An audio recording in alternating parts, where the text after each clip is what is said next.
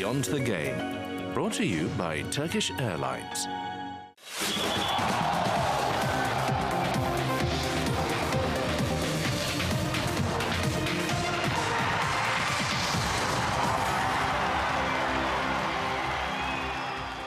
They've done it! Allez les Bleus! The World Cup is back in the hands of the French after a thrilling final in Moscow. I'm Jo Ankier and you're watching Beyond the Game. This week on Beyond the Game, a major development rocks the Winter Olympics. We get ready for one of boxing's biggest showdowns, and the countdown begins to the start of the Rugby Six Nations and, of course, Super Bowl 52. I'm Jo Ankier and this is your Week in Review. I'm Jo Ankier, welcome to Beyond the Game. Last episode was all about the money. Today we focus on drugs in sport.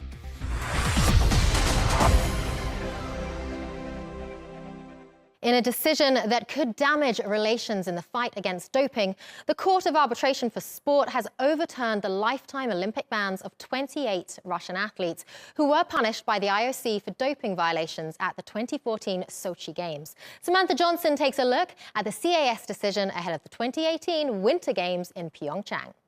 Over 100 million people in the US tune in to watch the Super Bowl almost every year.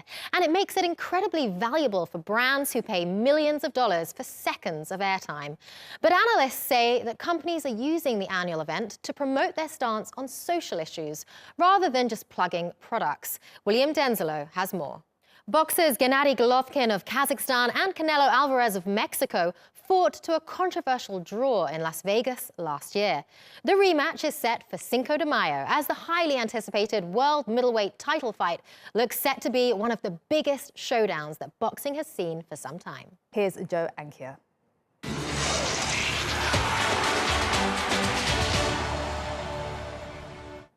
The group stage is complete. We now know all 16 teams advancing to the knockout stages, with the final 2 spots clinched in typically dramatic style.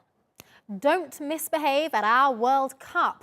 That's the message coming out of the Kremlin before the 2018 edition of football's biggest event. A successful and trouble-free tournament is vital to Russia's image, and as Lachlan Giseli reports, anything that tarnishes it won't be tolerated.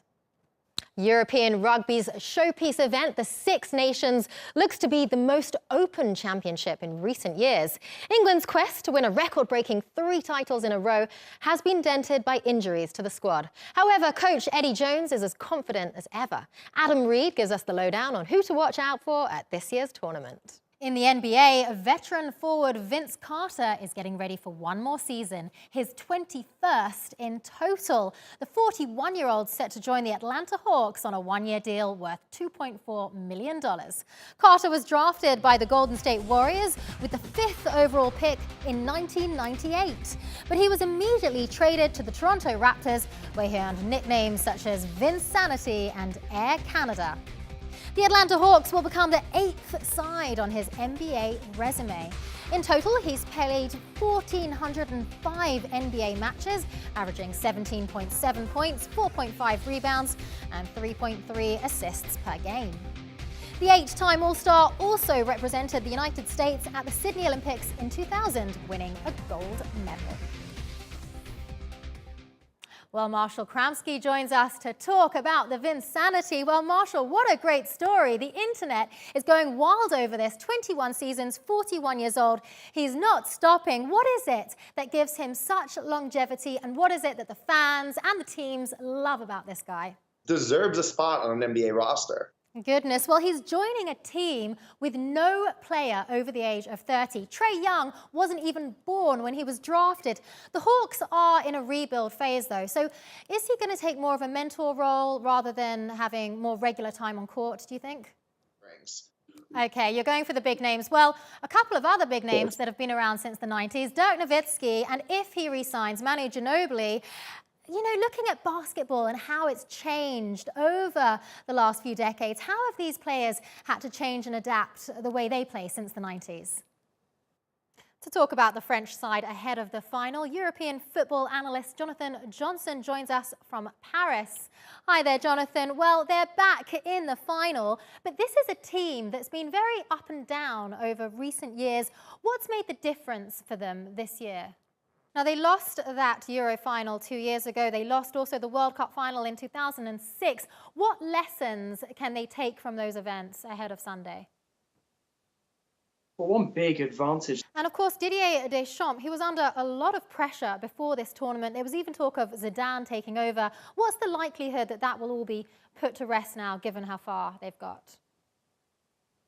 Well, I think it could be put to rest. Now, Mbappe has quickly become one of the stars of this tournament. How much influence has he had on this team? Could you even compare him perhaps to Zidane, the way he led the Blues to 2 World Cup finals? Well, Nova TV's Stipe Sladoljev joins me from Zagreb among happier times at the celebrations. Stipe, well, let's first look back at that semi-final. England appeared to be dominating in the first half of the match, but Croatia ran away with it in the end. What made the difference? Well, France, obviously, as you mentioned, the favourite. They have a formidable front line, Griezmann and Mbappe. But Croatia, they stopped Messi, they stopped Kane. Do they have the setup to stop the French? They'll want their revenge from 20 years ago. Thank you, Stipe. 6 stages of the Tour de France are now complete, and the latest 181 kilometres over the hills of Mur de Bretagne saw a gruelling finish and a new stage winner in Dan Martin of Team Emirates. Well, to give us an overview of the Tour so far, I'm delighted to be joined by Inan Özdemir. Inan, thanks for joining. Well, what a gruelling stage we saw today. History says that the results at Mur de Bretagne often represent what we're going to see over the rest of the Tour. Judging by today's results, did that look likely? Not going to win this race. Okay, well, let's talk about Team Sky and Chris Froome. Obviously, they were the ones to beat coming into this. Froome's been in a crash. He's been booed. He's had fans holding signs saying, Team Sky, go home. Has all this commotion perhaps contributed to a subpar level of performance? A yellow jersey at the moment belongs to Greg van Avermaet. He hasn't won a stage since the team time trial. Judging by the recent performances, does he look strong enough to retain the yellow jersey? I think he will retain it. Okay, well, there's still a long way to go. Thank you, Inan. Serena Williams and Angelique Kerber will take on each other at this year's Wimbledon Women's Final. Well, we cross live to Paris now with correspondent Elena Casas, who has been out there amongst the crowds. Now, Elena, we're hearing that there's been over 1 million people on the Champs-Élysées alone. Just what has it been like out there so far? So really, people here are having a party. Gosh, what an amazing spectacle. Well, France, of course, have been through some very tough times as well in recent years. So what does all this mean, if you can put it in perspective, to the hearts of the people of France? Absolutely. We've had a lot of enormous public gatherings here in Paris over recent years, but most of them not for good reasons. And we know that the Arc de Triomphe has been lit up in red, white and blue. Sport, football, it always brings countries together, nations together. How much did France need this right now? The whole of France, it represents a great coming together. And of course, France now has a new star. Paris has a new star in Kylian Mbappe, just 19 years old, playing in Paris, a hero for his country. How have the fans so far been responding to him? That's it for your week in review. We'll leave you with some amazing shots of Corey Tunison wakeboarding in Portugal. Thanks for joining us and have a great weekend. Well, that is almost all for our show that we've got time for, but there is a little time to sneak in some of the goals from the latest International Champions Trophy. Thanks for watching.